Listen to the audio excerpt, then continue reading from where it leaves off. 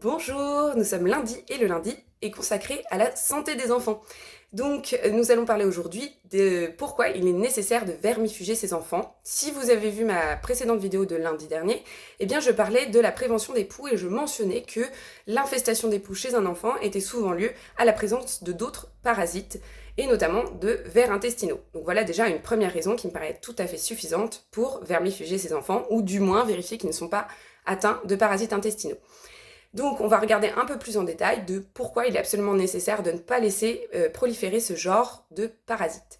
Alors, ces petits parasites sont nombreux, on pense tout de suite aux ténias quand on parle de vers intestinaux, mais évidemment ce n'est pas le plus courant et il y en a plein d'autres dont il est parfois très difficile de se débarrasser. Le plus courant chez l'enfant est l'oxure, mais on va en avoir d'autres, type Ascaris ou autres. Donc déjà, ces vers intestinaux vont se loger dans la paroi intestinale, ce qui va conduire à une baisse de l'immunité chez l'enfant. Donc ce sont des enfants qui vont être régulièrement malades ou avec un système immunitaire beaucoup plus faible. Autre chose, ça va troubler aussi l'assimilation des minéraux, donc ça va créer par exemple des retards de croissance ou des douleurs ligamentaires ou des douleurs de croissance chez l'enfant. De ce même fait aussi, c'est que ces petits parasites intestinaux, ça démange, ça gratte, et ça peut conduire à des troubles de concentration chez l'enfant, allant simplement de la difficulté de concentration à carrément un trouble de l'hyperactivité.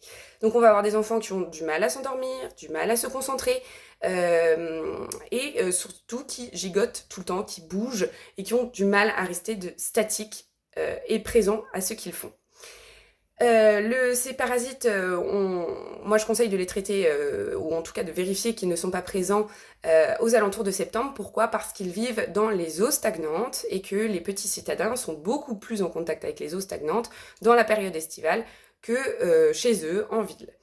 C'est aussi véhiculé par les animaux, donc les animaux domestiques, type les chats, les chiens, les poules, mais aussi les animaux plus importants comme par exemple les cochons, les chevaux ou les vaches. Donc évidemment, là aussi, en été, on a été beaucoup plus en contact avec ce type d'animaux. Et comme ça vit dans les eaux stagnantes, ça peut aussi être sur les fruits et légumes. Et pareil, les fruits et légumes de supermarché sont souvent traités à la javel et à plein de choses. Et quand on part en vacances, on a tendance à avoir une alimentation peut-être plus saine, plus proche de producteurs. Et là encore, on peut ne pas avoir le réflexe en fait de laver ses fruits et légumes et de ce même fait créer une infestation. Pareil, en fait, quand vous avez des parasites intestinaux chez un enfant, eh bien cela se prolifère à toute la famille. Donc quand vous traitez un enfant, vous traitez toute la famille, ça aussi c'est important. Voilà, donc j'espère que c'est un peu plus clair. Je pense que je ferai une autre vidéo sur exactement comment se débarrasser de ces parasites intestinaux de manière naturelle et peut-être de manière plus douce que peuvent l'être par exemple les vermifuges classiques.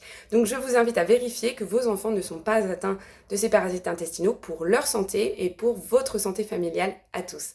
Je vous souhaite une bonne journée.